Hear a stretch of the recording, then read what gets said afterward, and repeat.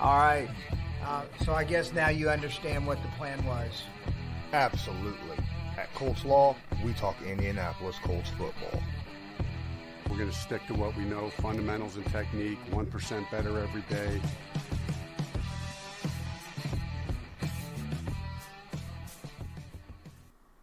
What's going on, Colts Nation? I'm Lawrence Owen, with me as usual, Colts Loyalist. And today we're going to talk about football. What? Football? Oh, yeah. I haven't talked about football on this channel in some time, actually, on Colts Law. I've had my issues with, the roofing going on and things of that nature. So Loyalist and I haven't gotten together and been able to talk since, a minute now, since late last week. So, real quick, catch everybody up. Loyalist, how have you been? I've been awesome, brother. I sit there and got to enjoy a nice soggy victory bowl for, Sunday and stuff to cap off a nice weekend of football. And my Notre Dame Fighting Irish won Saturday. So I've just had a great weekend and been crazy, like you said, the early part of the week, helping out the family, doing some of that type of stuff, But aside from that, man, I am so stoked about to talk about football. It's incredible. No horsing around. Got a hold of me today and were like, "Hey, you want to talk about it?" And I was like, "Yeah, let's go." so I told him, I said, "This is awesome." While we're here, go ahead and check out that No Horsing Around podcast. Go check out their latest upload. I do not have it in the link, sorry, but you could go check it out. It's on YouTube. Just type it in, be like, "Where'd Loyalists go today?" And it'll show up. Me, myself, and I've been dealing. As you know, I've had the roof issues. It rained over the weekend. I thought it was supposed to rain in San Francisco, and apparently it rained everywhere in the world. Because we had it here in Indiana too. And I was afraid that I wasn't going to get anything done. Monday showed around. My roofers showed up on Monday. They got a little bit tore off and then had to, tarp it up and go because it continued raining. And then between yesterday and today, they got half my roof done. I got half a metal roof now. So, now, of course, it's supposed to rain again tomorrow and the next day. Of course, it's Indiana. So, it's going to extend it out a little bit. But speaking of rain, holy crap, I was right, man. From Wednesday all the way through, that was a soggy game, Loyalist. Yes, sir. Yes, sir, it was. I'll tell you what, I sat there and I was worried about it first, but then the more I got to thinking, I was like, man, I like what this does for our secondary. It helps slow this thing down. It helps keeping these guys a little bit more condensed in the routes and stuff. So, all in all, I think it was advantage Colts as far as the weather is concerned. Yeah, I'd say it was. True, it says, "Law, invest in an arc." I lost Noah's phone number. You wouldn't happen to have it, would you? I'm just glad I don't live in a 2-story aquarium right now. I'm just saying. Yeah. But that football game Sunday scared me at first. In the first 4 minutes of the game, Colts are down immediately 9-0. So that was a little frightening. But then the Colts started to come on, and Carson Wentz. He had some turnovers. But the rain and the turnovers did not deter him throwing downfield. He was set to do it, and he did so. And he found quite a few guys downfield multiple times. Michael Pittman for sure a couple times, right? One was a deep pass. It was just an absolute beautiful dime downfield. Hit him right in stride, right over the shoulder. And the next one was a bit of a back shoulder throw where I don't care if the other defender for the Niners even tried to do anything. There was nothing he was going to be able to do against Pittman on that catch. Pittman was coming down with that no matter what. Magnetic gloves and all. I seen that, and I was just trying to process how this was the concept. But yeah, I did see that. I was just like, wow, people are really coming up for anything to slander Wentz and the Colts and just any chance they get, man. It's crazy. Absolutely. I hear you, man. So if you guys don't know on Twitter, I was going through YouTube videos yesterday and happened to see this guy who claims up and down that the only reason Michael Pittman caught that ball was because he had magnetic gloves on and the football had like shards of metal or something in it. I don't know. And he says, it's proof because you see the ball snap in his hands. And I'm like, isn't that called catching? I don't know, but I had to share it. And, well, that tweet blew up quick. Oh, my goodness. Wow. But hey, Joe Schmidt says, Colts fan in Saints country. What's up? Appreciate you. Michael Catt says, liked and shared. Charday says, 30 points on the number 6 defense in a rainstorm. Pretty darn impressive. Absolutely. Dion Lamb, thanks. Alex Castillo, Brandon Wood, Truett Tressler, all you guys. Appreciate each and every one of you. Michael Catt says, liked and shared. Thanks a lot. Man, those of you watching this, smashing that like button, subscribing, and sharing this stream is a huge, huge thank you from Loyalist and I when you do that because it helps us out a ton. Schmidt says, Magnet Gate. Okay, so we're going to talk about what we actually came here to talk about 7 minutes into the stream. And that is, so Jonathan Taylor currently has the highest yards per carry of any running back with over 90 carries this year at 5.5 yards a carry. He's number 2 in the NFL in yards rushing. Michael Pittman Jr. is out there showing off as well with a ton of yards. Between Michael Pittman Jr. and Jonathan Taylor, they have over 1,300 yards of offense, and the Colts only have 2,500 as a team. So those two guys alone make up half the Colts offense. Now, if you take on Carson Wentz and his best interception to turnover ratio or touchdown to turnover ratio in the NFL, only having one pick, and if you do go back in that San Francisco game and look at it, that was a strip sack. That was not an interception. The pass to Pittman or to Pascal in the end zone. And then on top of that, he leads the NFL the last 4 games in quarterback rating. So if you take his the average quarterback rating for every quarterback in the NFL over the past 4 games, Carson Wentz is number 1. My question, have the Colts finally found their 3-headed monster? Right? We talk about that all the time. Yeah. Back in the Peyton days, we had the 3-headed monster. We had James, we had Harrison, we had Manning. You know, 3-headed monsters are so important. Go back in the day with Dallas, you know, when they had their 3-headed monster. Go back in the day with San Francisco, you know, when it was like Montana and Jerry Rice and I can't believe I forget his name. Roger Craig, yeah. And then Buffalo, you know, you had Kelly, you had a couple receivers, including Reed, but also Kelly or Thurman Thomas. And Thurman Thomas. Yeah, 3-headed monsters are so important these days. Do the Colts have theirs? I hope not, because I love the fact that we have this pick your poison type receiving core. You know what I mean? Yes, I love what Michael Pittman brings, but I mean, I don't want them to sit there and start being able to key on, you know, like you said, if we can shut down the run and slow down Michael Pittman, all of a sudden this team has nothing. You know what I mean?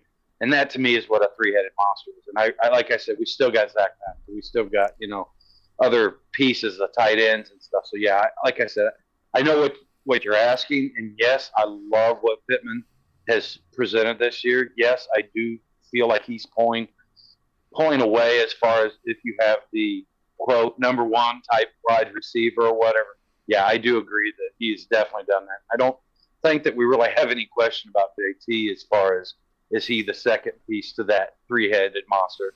And then, like you said, Carson Wentz is out here. I mean, aside from you were talking about that sack fumble, and that was like the epitome of being a fan, because you see that play in real time, and you're like, what is he doing? And you're losing your mind. And then you're like, okay, take a breath. Okay, there's weather and everything, so you start validating it in your mind.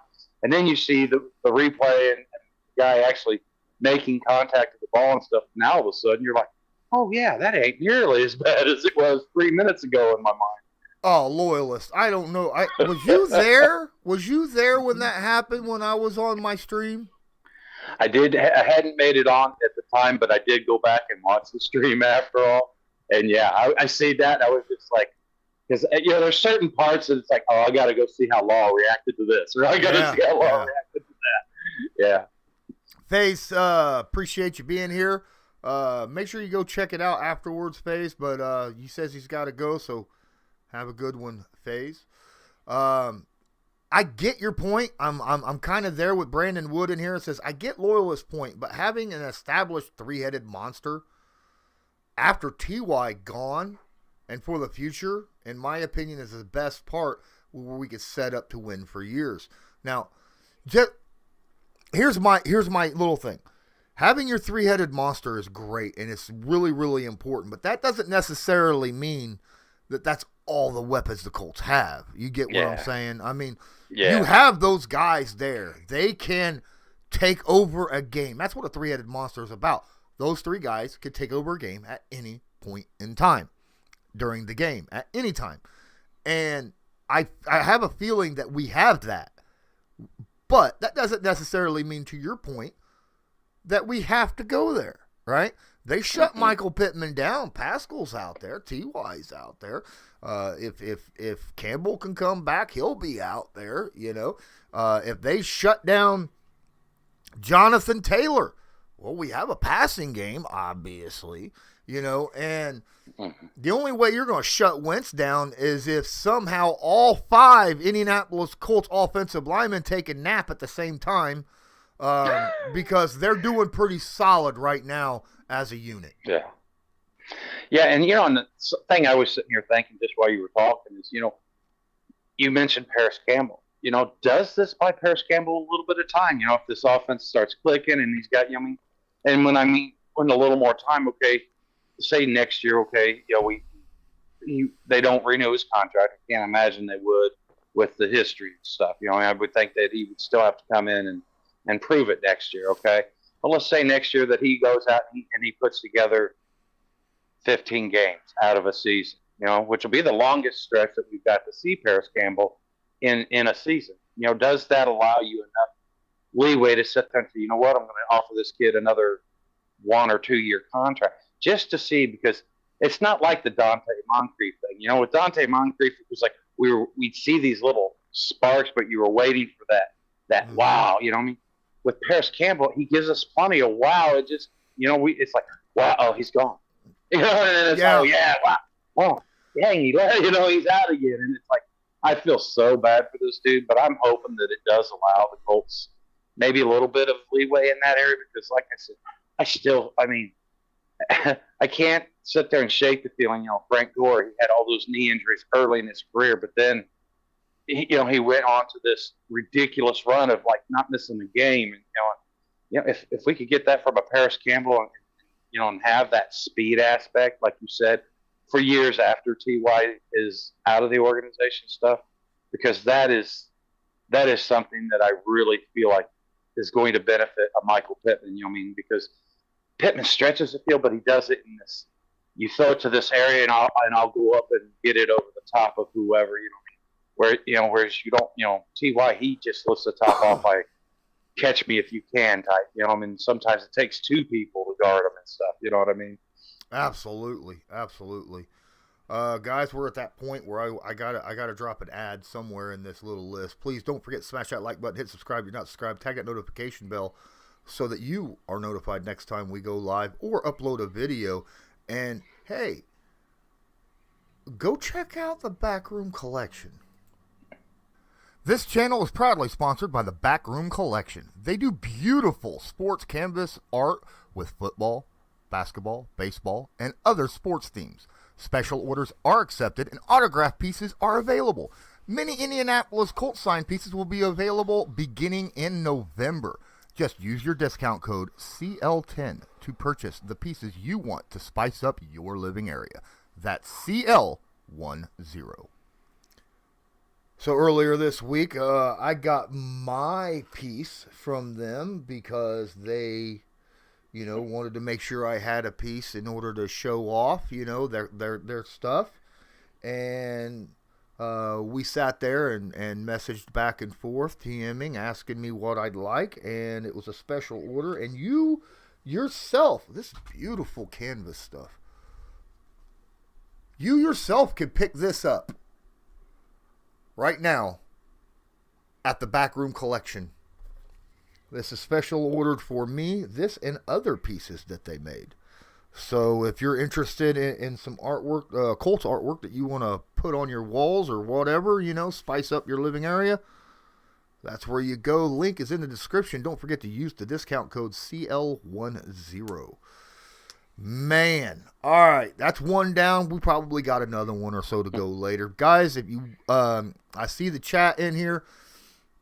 If you guys want to make sure that you get a question or comment up in this and want to support the channel and are able to do so, you could use the link right here at the top of the description of the video. It's a super chat tip link. You can drop a little money in the jar. It'll pop up on the screen, and we'll definitely give your question or comment a good once over on us.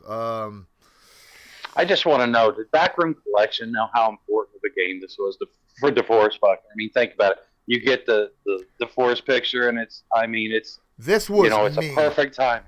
This was I know me. you'd ask. You'd ask for it, but the fact that they got it done for this game and stuff, I know, right? Oh wow, man, that was like perfect timing. Yeah. I doubt it. I mean, he asked me who my favorite player on the Colts was, and I went Defoe. Everybody's got their own favorite player. Some people love Darius Leonard. Some people like Kenny Moe. Jonathan Taylor, T.Y. T.Y.'s a very popular person. A lot of people starting to kind of roll onto that Carson Wentz train a little bit too, Michael Pittman Jr. Chaz, hey, what's up? What is up? I just spit on my spit guard. But hey, that's what it's for, right? There you go. Oh my goodness, yeah. Talk about 2 second-round steals. Jonathan Taylor last year, he was thank you. By the way, Kansas City, thank you so much for taking CEH and leaving my boy Jonathan Taylor sitting there for the Colts to go up a couple spaces and get in front of Jacksonville, right? Thank you. And then for every team in the NFL who passed on Michael Pittman Jr., thank you very much. Because he's now, and I think Michael Pittman, the reason why he's starting to show up isn't because he's getting better. I think it's because last year Phillip Rivers didn't really trust Pittman as well as he would have, because late training camp, didn't come in, no practice, then he got hurt early in the season.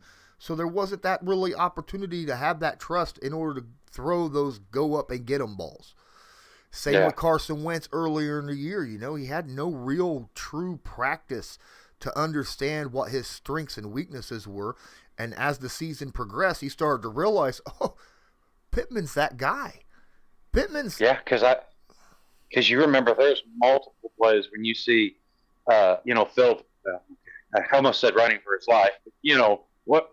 I hate calling it running because Phillip was doing the best he could with what he had, but he was always trying to get away, and you'd always see him just sort of heave it down the field, and there was always Michael Pittman come running underneath and stuff. You know what I mean? So he wasn't throwing them the jump balls, but he was throwing them the, hey, can you help me out and go get this one type balls? You know what I mean? So I guess there was that trust, but it was like the trust that you sort of have with, I don't know if this has worked, but I'm out of options type trust.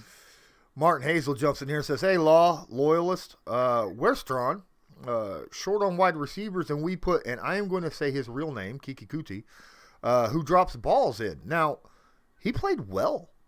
I thought, in all honesty, the weakness of Kiki Kuti is very similar to Paris Campbell. He gets hurt a lot, and that's why he's not on the field as much. Kuti against the Niners was imperative. That throw where he went back and ran through the defender to try to get the ball and drew the PI, that was huge. Huge. Now, with Strawn, I don't know what's up with him. Maybe he's still, back there on the depth chart. He's not ready to play. He's like the 5 and 6, like Doolin and them. And maybe Carson just doesn't have that link with Strawn that he does with guys he's already thrown the ball around to quite a bit. Yeah, and to mention along with that, Strawn, he sort of presents a lot of the similar characteristics of a Michael Pittman Jr.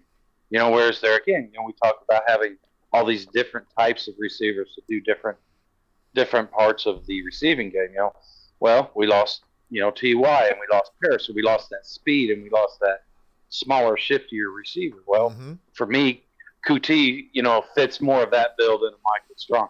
And then, like you said, this team is really good about not overselling. I mean, they do good as far as hyping up the guys and stuff during their rookie intros and stuff. But once it comes into the regular season and stuff, the Colts sort of let these guys, whether it's Kwity Paye or Michael Strawn or Kylan Granson, these guys get in and just sort of they develop at their own rate. I mean, the Colts are good at just letting these guys find their own ways. And sometimes it takes 3 years, like it did at Tyquan Lewis, and in other years, like you said, you got JT where it takes 6-7 games, and all of a sudden, things click.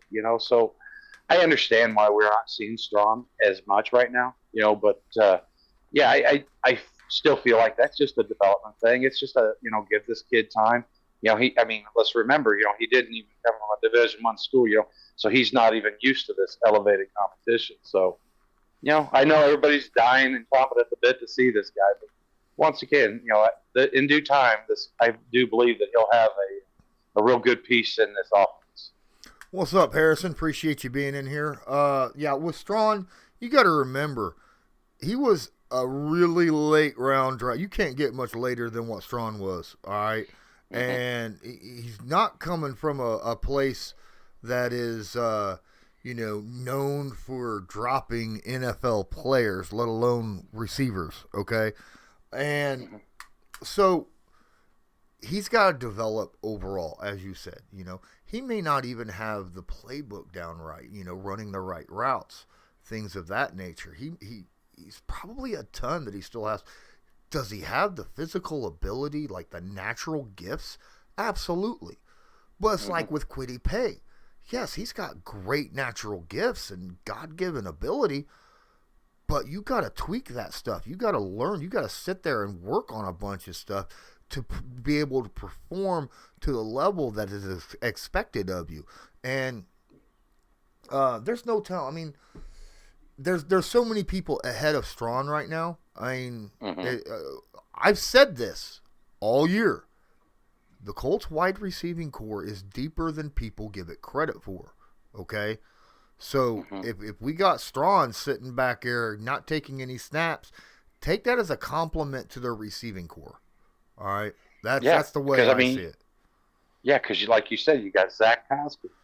I mean, for me and my liking, I'd like to see him a little bit more in the passing game. You've got Ashton Doolin. He's really sort of stepped up in that wide receiver. I mean, he's always been good at the special team, but he's really stepped up and showed up big for us at important times, this year. So, like I said, just give this kid time, give these guys time. Like you said, they have the natural gifts and stuff, but guess what? The NFL is full of teams with guys with natural gifts. It doesn't mean that they've got it all together to put it out and produce that outstanding play that we're all hoping. Harrison says this team is a sleeping giant and will slowly start to wake up, starting looking more like what I expected them to be. All right. So I'm going to respond to that, and a lot of people in this chat, including Loyalist, might be mad at me. But the truth of the matter is, we ain't beat anyone that's won more than 2 games. Mm-hmm. I mean, it's just the facts, right? We beat 2 1-win teams and 1 2-win team. That's it. So this week is going to be a monster measuring stick for the Colts. We're going up against a team that smacked around Mahomes in Kansas City this past week and beat Buffalo the week before. All right? Yeah. So if we beat the Titans, then I'll say the Colts have officially woke up, and the NFL needs to be on notice because we're about to start rolling. Yes, sir. Yeah.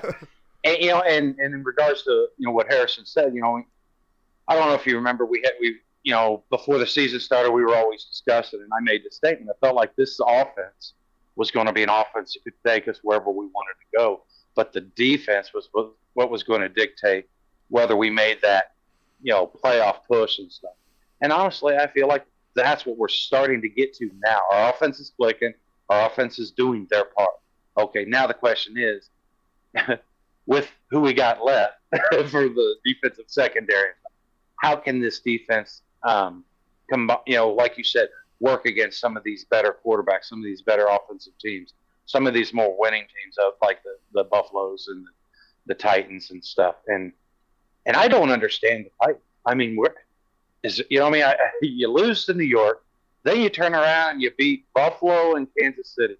And it's like, yeah, okay, Kansas City's not what, but the thing is their defense, the Titans' defense, is supposed to be so their weak point and everything, and they held that team to 3 points. They held that Kansas City offense to 3 points. So it's like, I have no idea where this game's going to go. I mean, it seems like the spectrum going into this game has a wider possibility of outcome than most of the games that we've had this year. Well, think about it. If the Colts find a way to beat the Titans this Sunday, they're only 1 game back in the division and tied with the Titans.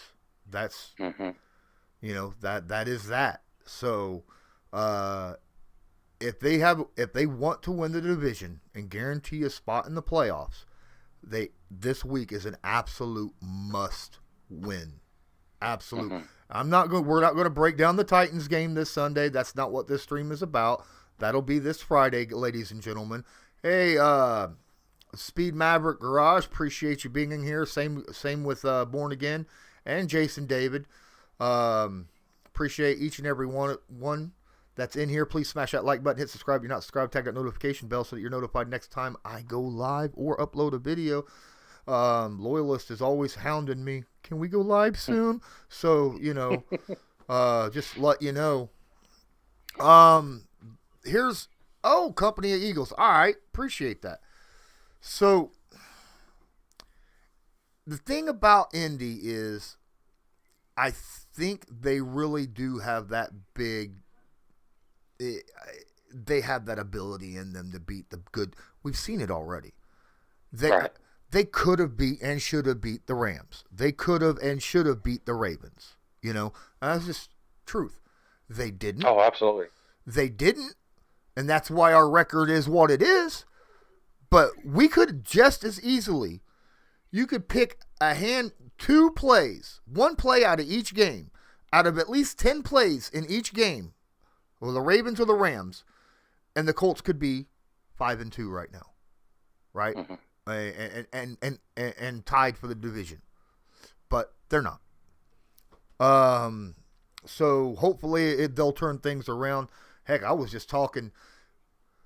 I don't know if I've announced this already, but literally an hour before we went live here, I just got off with Zach Schaumler, all right, of Strong Opinion Sports, and we recorded over an hour of content together for his show, not mine, all right? So I will be on his show as a guest.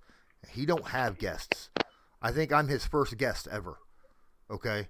And that's pretty freaking cool. And him and I hit it off very, very well. We're talking all the time.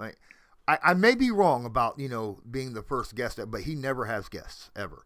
I don't know when it'll be uploaded. When it is, I will announce it on Twitter. But we talked a lot of Colts football.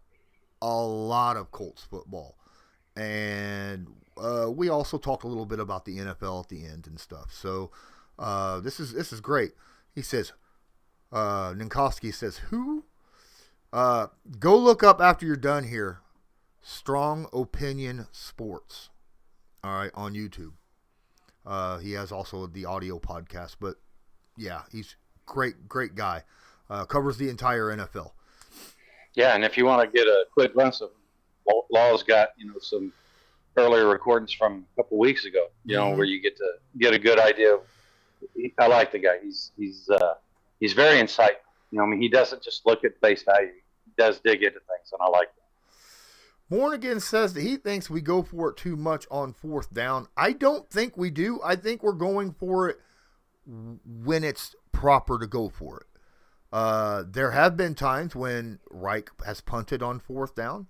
There's been times when we went for it on fourth down. There's been times when we tried to field goal on fourth down. Different situations. And I'm going to say this, the last 2 weeks, I have not disagreed once with his fourth down decision. Like whether he should go for, kick a field goal, or punt. Every time he's done it, I've agreed. Now, there's been a couple of them where I'm like, you could go either way here, right? But going forward on fourth down, a lot of times is the right move. If you're around your own 40-yard line, right? And it's like 4th and 1 or 4th and 2, going for it is the right move because you're not going to make a field goal from there. That's going to be a 60-yard field goal. Most of the time, that's not going to happen. If you're at your own 45, you're punting it is you might net 20 yards on a punt right there. That would be awful to happen. So you might as well go for it. In situations, at least in my opinion. Now, if it's 4th and 7, then you're like, I don't know about it. I don't know. I want to go for 4th and 7. And he's done that a couple times, and I was like, what? But it happened, and he made it. I was like, holy crap. He had that in his pocket. Those are situational fourth downs where he's had this specific play in his pocket for this specific situation where you're in this one spot in a game. And he's like, this play is guaranteed to work because we've been working on it all year and all that. And he'll stick it in his pocket and he'll wait for that time to happen. And then when it pops up, bam, there it is. And it worked. And he's done it a few times. What did you think about that 3rd and 15 run by Carson Wentz? Okay. There was a whole roller coaster just in that one play. Because at first I seen the opening and I'm like, okay, look, one last time, is there anybody downfield? And I didn't see that. So then I was like, okay, just start right. And then they started closing in on him, and I'm like, slide. I said, slide. Then he took that shot to his legs, and I was like, oh, my God, I said slide, Carson. What are you doing? Because I seen him take that hit for the legs, and, I was just like, oh, that one bothered me. But the one that really gave me this wave of concern was the touchdown. When it looked like he'd handed off to JT, and I seen him. And the reason that triggered for me so much was I remembered how he got hurt in the LA game. Seriously, 2 guys landing on his legs. It all looked almost identical. Man, I'm watching. And then he hops up and spikes the ball. So it's like you sit there and you're like, it's one of those, no. Yeah. You're super hyped about it after. I get the touchdown run, but he faked out everybody. He faked out me. He faked out you. He faked out the cameraman. He faked out everybody. Even the announcer was like, and he hands it off to, wait a minute. No. That's a touchdown over there. When he took off on 3rd and 15, I was proud of him. That was a situation I was okay with him diving forward to get the first down because it was 3rd down. And the Colts It was a tight game. They needed to keep the drive alive. And the Colts basically right now are in playoff mode. You know, that was a necessary dive. Other times aren't necessary. If that was second down, I'd have been right with you and been like, slide, dude. What are you doing? You know, but being it was 3rd and 15, him making all those moves and then diving head first to get the first down, I was okay with, because if you can do it and you're able to do it, and I mean, that's the reason why we have a guy like that on our team. You know? So you can't be afraid of injury every time he carries it. It's hard not to because it's Carson Wentz, but you can't. You just have to limit the times that he does do stuff like that. You know, you can't see him do that 15 times a freaking game, you know, and always dive forward and stuff like that. And you know, and this sort of ties in with what we were just talking about a minute ago. You know, for me, you know, hey, if he gained, you know, all but the last 2 yards, you know, Coach Reich has got a good chance that he's going to go for it. But I mean, I'm sure Coach is like, don't make me make that decision. So, you know, that was a big plus. But the cool thing was to sit there and listen to the coaching staff and how they were like, no, I love them. You didn't hear any of them whining or complaining or anything. They're like, no, I love them. Marcus Brady I mean, I love his interviews because he's just like real straight-laced, straight to the point. Like, no, I played that's what you're expecting from me. Carson Wentz at that point. And I was just like, that's awesome, because I feel like that's going to feed into Carson Wentz's playing style and just who he is from what little bit we've seen, you know, as far as he has no problem throwing this team on his back if he feels like he can make a play. He is, you know, he doesn't shy away from the moment. You know, he's not sitting there patting the ball going, you know what I mean, and hoping that he wasn't in the spot. He thrives for those moments, and he loves those moments. And the nice thing is he's pretty successful in those moments equally. Something else I'm noticing about Carson Wentz is he pulls the trigger when he sees someone open. He makes a decision and throws that ball. And a lot of people are like, well, he's still holding the ball too long. Not really. When he gets pressure, yes, he takes off. And that effectively means that, you know, he's going to be holding the ball longer. But a lot of times he's looking downfield, you know. He's looking for that shot every time, you know. And if it's not there, then he goes through his progressions. If it's there, he's going to wait for that moment where he needs to throw that football. And he don't care if he's going to take a hit when he throws it or not. And that's a little scary thought process, but at the same time, doesn't he? I think he's either tied or has the lead for the most deep 40-yard passes or more in the NFL. So he's really showing what he can do for this team all the way across the board.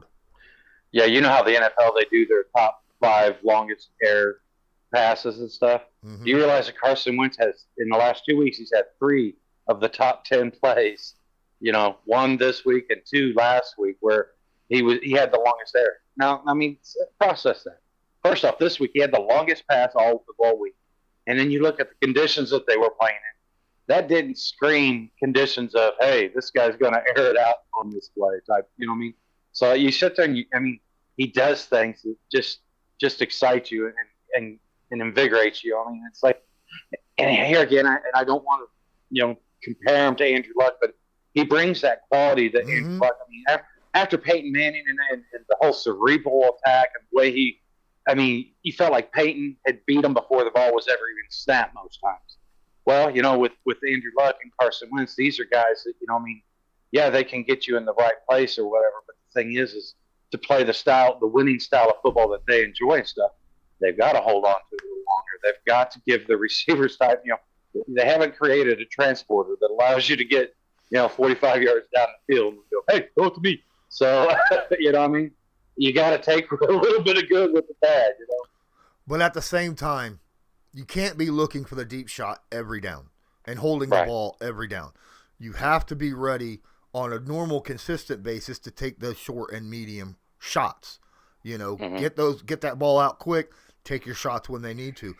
Carson Wentz leads the NFL in play action passes. 40% of his snaps are play action. 40%. You know what helps make that so effective? Jonathan Taylor. Jonathan Taylor's 5.5 yards a carry has something to do with that, right? Yeah.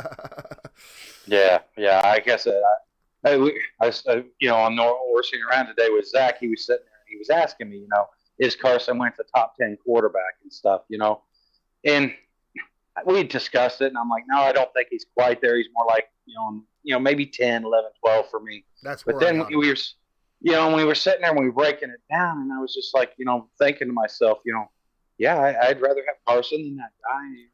Yeah, and then I was thinking to myself, go ahead. I get that, but I don't look at it as what that player would do on our team. I put it as what that player is doing on their team. Like Derek Carr right now is playing top 5 quarterback football right now, So that it is what it's like. Patrick Mahomes right now is playing 25th best quarterback in the NFL right now. Yeah, and that's exactly right. And that's what I was telling him, like with Derek Carr, both of these guys are really similar as far as where I feel like they rank in the top, 15 or whatever, But the difference is Derek Carr is more of that quick dime, get that ball out, He has the ability to throw the deep, but you see him sort of go to that as a secondary option, whereas with Carson, it's sort of the reverse. Carson seems like he's looking for those, and we're begging him, okay, pressure's coming, dump it off, and that's, so it's like, I guess Derek's trying to become a better long ball passer. We're trying to get Carson to be a little bit safer, check it down, Charlie kind of passer than what they already are. Well, when your running back takes a screen and takes it 83 yards to the house, that makes you want to dump it off to the running backs a few more times, more often, wouldn't you say? I mean, absolutely. All right. Well, ladies and gentlemen, we've been running this for about 42 minutes, and I think we're going to be coming up to the end of this show. Please don't forget to smash that like button and hit subscribe. All right. I really appreciate each and every subscriber. Check us out on Patreon. I have the link in the description. It's only $5 a month. And man, you get tomorrow, 8:00 Eastern Standard Time. We have a Patreon only stream every Thursday. On game day, I do my live game reactions for Patreon only, right? $5 a month. And then I even post polls and questions on, what my film rooms are going to be, things of that nature on Patreon, which I don't know how many people seen that, because did you see my poll? No, I'm sorry. Like I said, with my family life and stuff, it's been crazy, so I don't know what the poll is yet. Well, you might go check that out at some point. Absolutely. Loyalist is part of that Patreon. He needs to get in a vote on there. Also, don't forget I have a merch shop.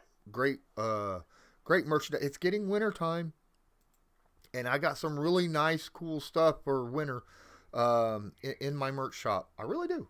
Make sure to check out the Colts Law merch shop. The link is in the description of this video. There are a ton of high-quality, reasonably priced items there that you can choose from. And all you got to do is just click one button, and you can go and check out all these great merchandise items. There's more stuff, too. There's like leather bombers and stuff, but I don't know how many. Maybe I'll put it on there, but it's like $300. But you know what?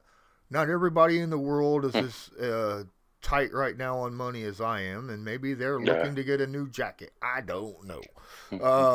But also, we got, the link to my news break, where Loyalist and I drop a bunch of information regarding the NFL and the Indianapolis Colts. A lot of it's separate from what we do here on YouTube. You might go check that out. Am I missing anything? Oh, yeah. No, I already did that. I already did the Backroom Collection. Yeah, yep. Well, I'm going to plug it again. Go check out the Backroom Collection and use my discount code CL10, darn it. DeForest Buckner says so. All right. Any final words, Loyalist? No, like I said, man, I'm super hyped to see these guys. Put more film on. I mean, let's sit there and see week in, week out. Let's see these guys. Like you said, let's get this three-headed monster biting some people, and let's start with a Titan. Absolutely, and we'll talk about the Titans.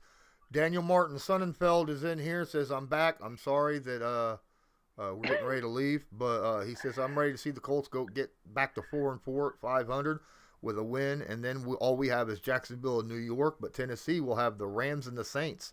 So that'll be fun. Hopefully they don't beat the Rams, just because we didn't, and that's a tiebreaker game. Just saying. I'm just saying. They've already put it on us. We have to beat Buffalo now. Have to. Mm-hmm. There's no question about it. So, but thanks everybody for watching. Appreciate each and every one of you. And until next time, I'm Lawrence Owen. That's Colts Loyalist over here somewhere. And as usual, have a good one.